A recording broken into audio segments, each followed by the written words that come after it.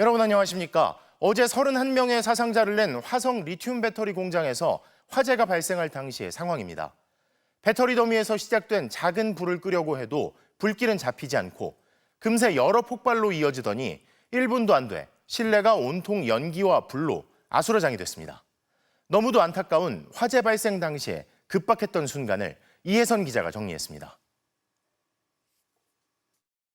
오전 10시 30분. 쌓여있는 배터리가 폭발하면서 갑자기 흰 연기가 피어오릅니다. 1차 폭발입니다. 지나가던 직원은 깜짝 놀라 뒷걸음질치며 몸을 움츠립니다. 작업장 뒤편에 있던 사람들도 놀란 듯 일어나고 연기가 피어오르는 쪽으로 사람들이 다가옵니다. 직원들은 쌓여있는 배터리들을 옮기기 시작합니다. 연기는 빠른 속도로 퍼지기 시작하고 일부 직원이 소화기를 들어보지만 곧이어 2차 폭발이 발생합니다. 배터리를 옮기던 사람도 폭발 충격을 받은 듯 물러섭니다. 3차 폭발이 발생하면서 검은 연기는 급속히 퍼집니다. 소화기로 불을 꺼보려 하지만 연기는 더욱 심해지고 불꽃이 또 일어납니다. 4차 폭발 뒤에도 여러 차례 폭발이 연이어 발생하면서 순식간에 화면은 연기로 덮여 더 이상 보이지 않습니다. 처음 연기가 피어오르고 42초 만에 검은 연기가 시작된 3차 폭발로부터는 딱 15초 흐른 뒤였습니다. 흰 연기가 급격하게 발화해서 작업실 공간 전체를 뒤덮는데 약 15초밖에 안 걸렸습니다. 짧은 시간에 유독성 연기를 흡입하시고 그게 한두 곳만 마셔도 금방 질식되고 의식을 잃거든요. 이렇게 시작된 화재는 연쇄 폭발로 이어지면서 순식간에 번져 공장 11개 동 중 3동의 절반 이상을 태웠습니다. 연기만 올라오다가 처음에는 나중에는 이제 막 뻥뻥 터지면서 이제 박격포 떨어지는 소리 나면서 진짜 어디 뭐 전쟁 난 것처럼 소리가 엄청 크게 들리면서 폭발음이 나면서 불길이 엄청 솟아서 그때는 이제 다 피신을 했었죠. 오늘 시신 한 구가 추가 발견되면서 이번 화재 사망자는 23명으로 늘었습니다. 소방과 경찰은 불이 처음 붙은 리튬 전지의 발화 원인을 규명하는 데 조사를 집중하고 있습니다. MBC 뉴스 이혜선입니다. 국민의힘이 국회에 복귀하기로 결정한 뒤 오늘 처음 상임위원회 회의에 참석했지만 곳곳에서 고성과 비아냥, 정회소동이 이어졌습니다. 결국 법사위에서는 여당의 반발 속에 공영방송 지배 구조를 개선하는 법안 등이 통과됐고 여당의 불참으로 반쪽짜리 회의를 연 상임위도 있었습니다. 김정우 기자입니다. 악수로 문을 연 국회 법제사법위원회 회의. 시작하자마자 그 악수가 무색해졌습니다. 더불어민주당 소속 정청래 법사위원장이 법안 심의를 진행하려 하자 국민의힘이 여당 간사부터 뽑아야 한다고 반발한 겁니다. 의사 일정은 있어야 되는 거 아니에요? 들어갔어요. 예의가 없어 이렇게. 들어갔어요. 예의가 없어? 그게 말이 돼요? 어디다 대고 반말이에요 지금? 서로를 향한 비아냥이 이어졌고 결국 회의는 시작 6분 만에 중단됐습니다. 국회법 공부 좀 하고 있어요. 공부는 내가 좀 더 잘했지 않겠어요? 국회법은. 잘한 분들이 이래요. 겨우 회의가 다시 열렸지만 분위기는 크게 다르지 않았습니다. 존경하고 픈 우리 정청래 위원장님께서 우리 진행을 잘 해주셨으면 고맙겠습니다. 존경할 마음도 없으면 존경하고픈도 자제해 주시고. 법사위는 공영방송 지배구조를 개선하는 방송 3법과 방통위법 개정안을 통과시켰고 국민의힘 의원들은 강행 처리에 항의하며 퇴장했습니다. 과학기술정보방송통신위원회도 1시간 40분 만에 퇴장 사태가 벌어졌습니다. MBC와 소송 중인 김장겸 의원이 과방위에 배정된 게 이해충돌 소지가 있다며 민주당 이훈기 의원이 지적했고 김 의원이 이에 맞서 설전을 벌이다 결국 항의 차원에서 회의를 거부한 겁니다. 당장 위원회 차원의 국회 윤리심사자문위원회에 김장겸 의원의 과방위 회피 의견을 제출해 주실 것을 요청드립니다. 민주당에서는 이재명 대표님 아버지라고 부르던데 조금만 더 있으면 우리 최민희 위원장님 어머니로 등장하실 것 같습니다. 다만 국민의힘 의원들은 이후 회의에 복귀해 기관 현안 질의에 정상적으로 참여했습니다. 국토교통위원회는 여전히 반쪽으로 열렸습니다. 전세 사기 피해자 지원 대책을 위한 청문회가 합의 없이 일방적으로 잡힌 일정이라며 국민의힘 의원들이 전원 불참한 겁니다. 국민의힘은 앞으로 상임위 일정은 여야 합의에 따라 운영돼야 한다고 요구했고 민주당은 이미 결정된 일정이나 청문회는 그대로 진행하겠다고 맞섰습니다. 여당이 국회 일정에 복귀한 첫날 곳곳에서 거센 신경전과 반쪽 회의가 이어진 하루였습니다. MBC 뉴스 김정우입니다. 지금부터는 MBC가 탐사 취재한 내용 연속으로 전해드리겠습니다. 지방의회 의원들의 전반기 임기가 이번 주 종료되는데요. 전국 243개 광역기초의원들의 지난 2년간 공무국외 출장 관련 기록을 전수조사해봤더니 외유로 의심되는 해외 출장이 1000건이 넘는 것으로 나타났습니다. 먼저 남효정 기자의 단독 보도입니다. 지난달 7일 인천국제공항. 흰색 모자와 선글라스 차림의 한 남성이 여행 가방을 끌며 입국장을 통해 들어옵니다. 서울 동대문구의회 이태인 의장입니다. 이태인 회장님이시죠? 아니, 모르는데. 저 아닌데요. 불과 2주 전에도 같은 자리에서 마주쳤던 이 의장. 그때도 똑같은 반응이었습니다. 아닌데요. 이태인 회장님 아니세요? 왜 그러실래? 지난 4월 16일부터 3박 4일 일정으로 선진 지역을 시찰한다며 서울 구의회 의장단과 홍콩, 마카오를 다녀온 이 의장. 입국 열흘 만인 4월 29일 다시 동대문구 의원들과 출국해 7박 9일 일정으로 체코, 오스트리아, 헝가리를 다녀왔습니다.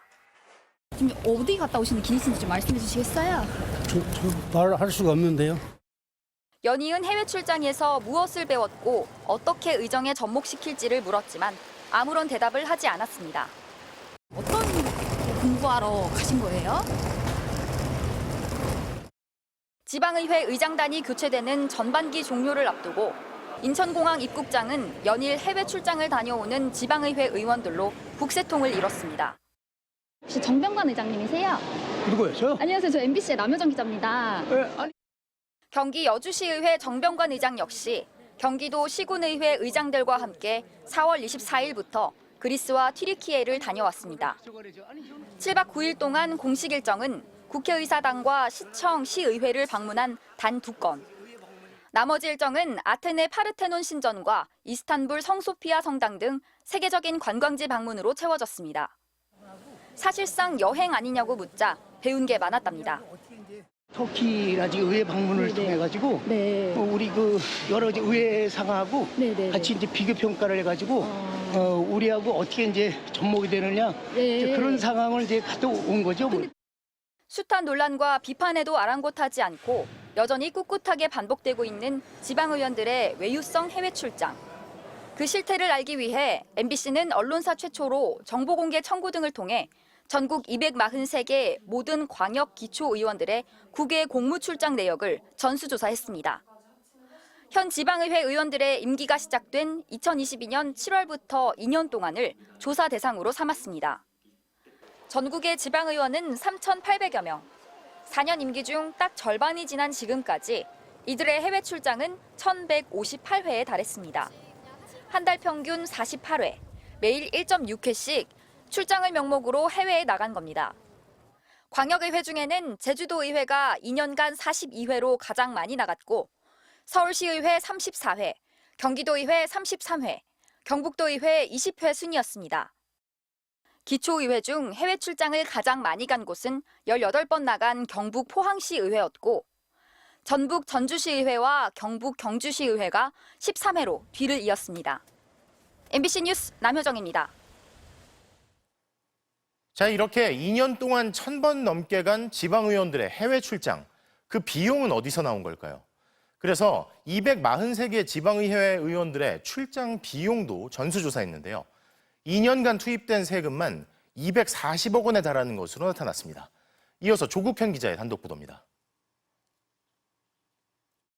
인구 41만 명의 인천 미추홀구.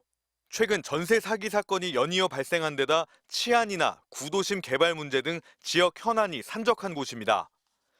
이렇게 구체적이고 다양해지는 주민 요구에 대한 만족도를 높이는 차원에서 미추홀구 의회 의원들은 지난달 7박 9일 일정으로 해외 출장길에 올랐습니다. 그런데 출장지와 목적부터 뜬금없습니다. 세계 문화유산을 다수 보유한 스페인과 포르투갈의 역사와 지식을 습득하겠다. 일정 대부분이 관광지 방문이라는 점을 의식한 것으로 보입니다. 실제로 출장 이후 작성한 결과 보고서에도 문화 관련 언급은 많지 않습니다. 마드리드 거리를 걸으며 생동감을 느꼈다. 알함브라 궁전과 그라나다 대성당을 방문해 문화 교류를 할 기회를 가졌다 정도입니다. 이들은 9일 일정 중 환경단체와 돌봄센터 등 서너 곳을 공식 방문해 구색을 마쳤지만 그마저 시급한 지역 현안과는 거리가 있습니다. 이번 출장에 들어간 9,500만 원을 부담한 곳은 다름 아닌 미추홀구 의회. 세금 쓰고 다녀온 겁니다. 많이 가서 보고 오므로 해서 아는 게 생겨요. 아는 만큼 또 보이잖아요. 나갈 방향이 보일 것이 아닌가. 헛되이 쓰지 않으려고 굉장히 노력을 하고 있습니다. 임기 전반기 2년 동안 42번의 해외 출장을 다녀온 제주도 의회. 역시 출장 경비로 4억 4천만 원의 세금이 투입됐습니다. 특히 김경학 의장은 가장 많은 11번의 해외 출장을 다녀왔습니다. 해외 체류 기간만 59일, 2년 중 2달을 나라 밖에 있었습니다. 어느 한 분이 42회를 가는 건 아니지 않습니까? 제주도는 또 이제 기초제가 없다 보니까 출장도 많을 수밖에 없어요. 전국 광역 기초의회 243곳 소속 의원들이 지난 2년 동안 해외 출장을 가면서 쓴 의회 예산을 모두 확인해봤습니다. 1,158번 해외에 나가는 데 들어간 예산은 240억 원. 광역의회 중에는 경기도의회가 가장 많은 12억 9천만 원을 썼고 서울시의회 10억 원으로 뒤를 이었습니다. 비수도권에서는 재정 자립도 최하위권인 전남도의회가 해외 출장에 5억 원을 쓴 것으로 나타났습니다. 기초의회 중에는 전북 전주시 3억 9천만 원, 경남 창원시 3억 2천만 원, 서울 강남구 2억 8천만 원 순이었습니다. 지방의회마다 서로 뒤질세라 세금을 써가며 경쟁적으로 해외에 나가는 상황. 이 같은 일이 반복되는 건 출장비 재원인 지자체 예산 심의 권한을 의원 스스로 갖고 있기 때문입니다. 아주 법을 바꿔서 못 나가게 하든지. 직무유기잖아요. 국가에서 지방의원들이 나가서 보고 하고 교류도 하고 이렇게 하라고 만들어준 걸. 외유 경비를 스스로 결정하는 구조에 별다른 견제 장치마저 없는 사이 시민의 혈세는 줄줄 새고 있습니다. MBC 뉴스 조국현입니다. 윤석열 대통령이 오늘 대구에서 열린 6.25 전쟁 기념식에 참석하며 닷새 만에 다시 대구 경북 지역을 찾았습니다.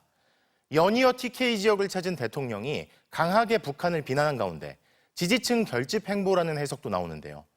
대통령 부인 김건희 여사는 권익위가 명품백 수수 의혹 사건을 종결한 이후 처음으로 국내 공개 행사에 모습을 드러냈습니다. 강현석 기자입니다. 대구에서 열린 6.25 전쟁 제74주년 기념식. 취임 이후 처음으로 기념식에 참석한 윤석열 대통령은 북한을 향해 강도 높은 경고 메시지를 내놨습니다. 이따른 오물풍선 살포를 비열하고 비이성적인 도발로 규정하고 러시아와 군사 경제적 협력을 강화한 데 대해선 시대착오적 행동이라고 비판했습니다. 유엔 안보리 결의를 정면으로 위반하는 군사 경제적 협력 강화마저 약속했습니다. 역사의 진보에 역행하는 시대착오적 행동이 아닐 수 없습니다. 대통령실은 6.25 전쟁의 전환점이 된 대구 경북 지역 전투를 조명하기 위해 올해 처음으로 대구에서 기념식을 열었다고 설명했습니다. 그러면서 강력한 힘이 진정한 평화를 이룩하는 길이라며 북한의 도발과 위협에 맞서 단호하게 대응할 것이라고 강조했습니다. 윤 대통령은 이어 이달 말 한미일 첫 연합훈련을 위해 부산에 입항한 미국 핵추진 항공모함인 시어도어 루즈벨트호를 방문했습니다. 중앙아시아 3개국 순방 이후 처음으로 공개석상에 모습을 드러낸 김건희 여사도 오늘 행사에 동행했습니다. 윤 대통령의 대구 경북 지역 방문은 지난주 민생토론회 이후 5일 만입니다. 윤 대통령은 지난 20일 민생토론회 직후 박정희 전 대통령의 기록물이 있는 영남대 역사관을 찾아 박정희 정부의 새마을 정신을 강조한 바 있습니다. 총선 직전 중단됐던 민생토론회를 경북에서 재개하고 나서 일주일도 안 돼 대구를 또 찾은 겁니다.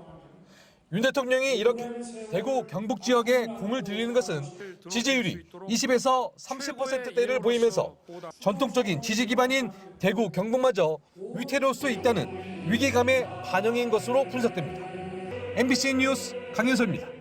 긴급전화 112에 상습적으로 전화해 경찰관에게 욕설을 하고 협박을 한 50대 남성이 구속됐습니다. 이 남성 2달 동안 112에 전화를 한 횟수만 1,000번이 넘었습니다. 김규희 기자입니다. 올해 초 전남경찰청 112 상황실에 전화 한 통이 걸려옵니다. 수화기 너머로 들려온 건 다급한 신고 대신 한 남성의 욕설이었습니다.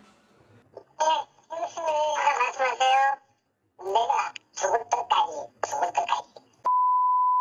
경찰관이 여러 번 만류도 해보고 설득도 해봤지만 소용이 없었습니다. 죽을 때까지. 말씀하세요. 누구한테 보내요? 이 남성이 지난 1월부터 2달 동안 112에 전화한 횟수만 1000여 차례, 이 가운데 100여 차례 욕설과 협박성 발언을 내뱉은 것으로 파악됐습니다. 아무 이유도 없이 술만 마시면 전화를 했다는 이 남성. 이렇게 하루에 50회 가까이 이렇게 받았던 것 같아요. 불안감도 있고요. 욕설부터 들으면서 전화 받으면 기분 좋은 사람 어떻게 있겠어요? 전화한 기억이 없다며 경찰 출석 요구에 불응하다 주거지인 목포의 한 아파트에서 체포돼 결국 구속됐습니다. 악성 허위 신고가 반복되면 행정력 낭비는 물론 긴급한 신고 대응이 늦어질 수 있습니다. 다음 달부터는 처벌도 강화됩니다. 기존에는 60만 원 이하의 벌금을 처벌받았지만 기존 처벌과 더불어 500만 원 이하의 가태료가 부과될 수 있습니다. 전국 112 치안종합 상황실에 접수되는 허위 악성 신고는 매년 4,000건이 넘습니다. MBC 뉴스 김규희입니다.